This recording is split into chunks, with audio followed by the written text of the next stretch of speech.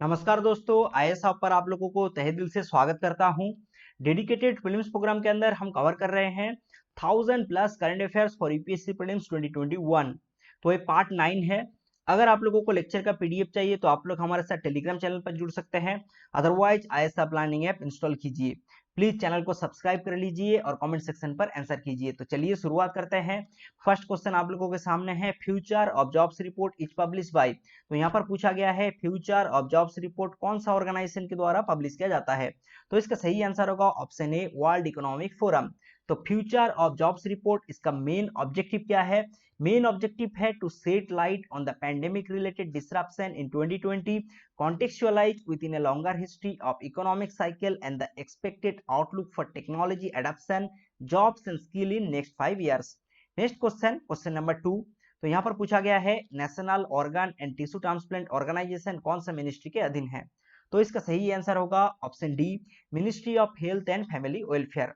देखिए, हर साल नवंबर 27 को मनाया जाता है नेशनल ऑर्गन डोनेशन डे के रूप में, और ये ऑर्गेनाइज किया जाता है ministry of health and family welfare के द्वारा। किस लिए?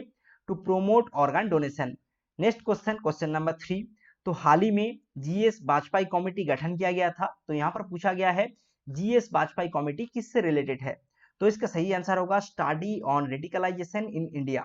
तो हाल ही में मिनिस्ट्री ऑफ होम अफेयर्स के द्वारा गठन किया गया था जीएस वाजपेयी कमेटी। तो जीएस वाजपेयी कौन है? जीएस वाजपेयी एक प्रोफेसर है of criminology in national law university.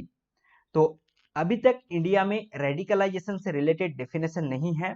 तो जीएस वाजपेयी कमेटी से एक प्रैक्टिकल सॉल्यूशन निकल के आएगा जिससे हम रेडिकलाइजेशन को डिफाइन कर सकते हैं।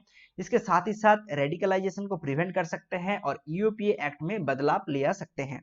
नेक्स्ट क्वेश्चन है क्वेश्चन नंबर 4। तो यहाँ पर फेनी ब्रिज के बारे में दो स्टेटमेंट दिया गया है। पूछा गया है कौन सा स्टेटमेंट यहाँ पर सही है। फर्स्ट स्टेटमेंट है Feni bridge connects Bangladesh and Indian state of West Bengal. Second statement है Feni river originate in Bangladesh and enters India.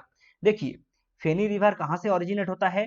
Feni river originate होता है साउथ त्रिपुरा डिस्ट्रिक्ट से, फिर ये साबरूम टाउन से होकर बांग्लादेश में जाता है, फिर बांग्लादेश से होकर ये बंगाल का खाड़ी में गिरता है। देखिए, फर्स्ट स्टेटमेंट यहाँ पर गलत हो जाएगा क्योंकि फर्स्ट स्टेटमेंट में यहाँ पर दिया गया है Feni bridge connects Bangladesh and Indian state of West Bengal. तो ये वेस्ट बंगाल को कनेक्ट नहीं करता है, ठीक है।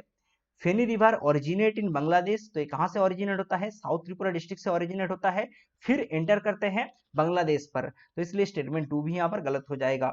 ऑप्शन डी होगा यहाँ पर सही answer, neither 1 nor 2। Next question, question number 3। तो यहाँ पर मालाबार एक्सरसाइज के बारे में 3 स्टेटमेंट दिया गया है। पूछा गया है कौन सा स्टेटमेंट यहाँ पर सही है। फर्स्ट स्टेटमेंट है it was first started between India and Japan. Second statement है it is a naval exercise among 4 democratic countries. Third statement है all the participating countries have coastline in Indo Pacific region. देखिए, Malabar exercise का जो phase 1 है 20 Malabar exercise 2020, इसका जो phase 1 है एक कंडक्ट किया गया था बे ऑफ बंगाल पर, और जो सेकंड फेज है सेकंड फेज कंडक्ट किया गया था नॉर्दर्न अरेबियन सी पर। देखिए, फर्स्ट स्टेटमेंट क्या था? फर्स्ट स्टेटमेंट था it was first started between India and Japan. तो 1992 में ये फर्स्ट स्टार्ट किया गया था बिटवीन इंडिया एंड यूएस। तो इंडिया और यूएस नेवी के बीच में एक बाइलेटरल नेवल एक्सरसाइज था। तो इसलिए जो फर्स्ट स्टेटमेंट है फर्स्ट स्टेटमेंट यहाँ पर गलत हो जाता है। स्टेटमेंट 2 और स्टेटमेंट 3 बिल्कुल करेक्ट है। तो एक एनुअल नेवल एक्सरसाइज है between 4 countries India, USA, Japan and Australia, और all of this countries are democratic countries. और स्टेटमेंट 3 बिल्कुल करेक्ट है, all the 4 countries have coastline with Indian Ocean और पैसिफिक ओशन और बोथ। तो इसलिए ऑप्शन सी हो जाएगा यहाँ पर सही answer, 2 and 3 only. Next question, question number 6।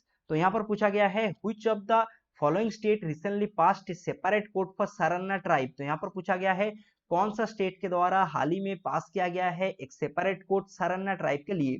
तो इसका सही आंसर होगा झारखंड। देखिए, हाल ही में 2021 का जो सेंसस है कंडक्ट होने वाला है, तो इसमें सरन्ना ट्राइब को एक सेपरेट रिलीजियन का तकमा मिल जाएगा। तो इसलिए झारखंड असेंबली के द्वारा पास किया गया है एक रेजोल्यूशन। तो सरन्ना ट्राइब कौन है? सरन्ना ट्राइब बेसिकली बिलीवर है नेचर के, ठीक है।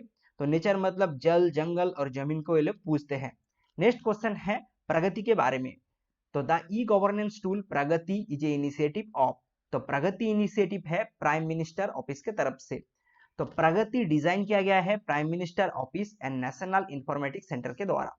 तो Pragati means proactive governance and timely implementation. तो इसके अंदर स्टेट और सेंट्रल गवर्नमेंट इन्वॉल्व है। मेन ऑब्जेक्टिव क्या है? मेन ऑब्जेक्टिव है coordination of issues between union ministry and state and grievance redressal, programme implementation, project monitoring. Next question है question number 8। तो यहाँ पर पूछा गया है the city of Paris is on the banks of which of the following river. तो यहाँ पर पूछा गया है सिटी ऑफ पेरिस कौन सा नदी के किनारे स्थित है। तो इसका सही आंसर होगा सेन रिवर। ठीक है, तो आप मैप पर देख सकते हैं।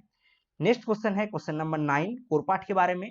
कोरपाट coordination patrol is carried out between navies of which among the following countries. तो कोरपाट इंडिया और थाईलैंड के बीच में कॉन्डक्ट किया गया था। तो हाल ही में 30 एडिशन ऑफ कोरपाट कॉन्डक्ट किया गया था Indian navy and royal Thai navy के बीच में। तो कोरपाट का मेन मकसद क्या है? कोरपाट का मेन मकसद है to prevent and suppress illegal unreported unregulated fishing, मतलब कि IW, drug trafficking, maritime terrorism, arm robbery and piracy. Next question, question number 10, which among the following is the objective of Sentinel six satellite. तो यहाँ पर पूछा गया है Sentinel six satellite का main objective क्या है। तो सेंटिनल-6 सैटेलाइट के मेन ऑब्जेक्टिव है एस्टिमेटिंग ग्लोबल सी लेवल। ठीक है, तो ग्लोबल सी लेवल को एस्टिमेट करना, यही है मेन मकसद ऑफ सेंटिनल-6 सैटेलाइट। तो लॉन्च किया जा रहा है स्पेसएक्स के द्वारा। तो ये है end of this video. Please stay tuned with us and subscribe to our YouTube channel.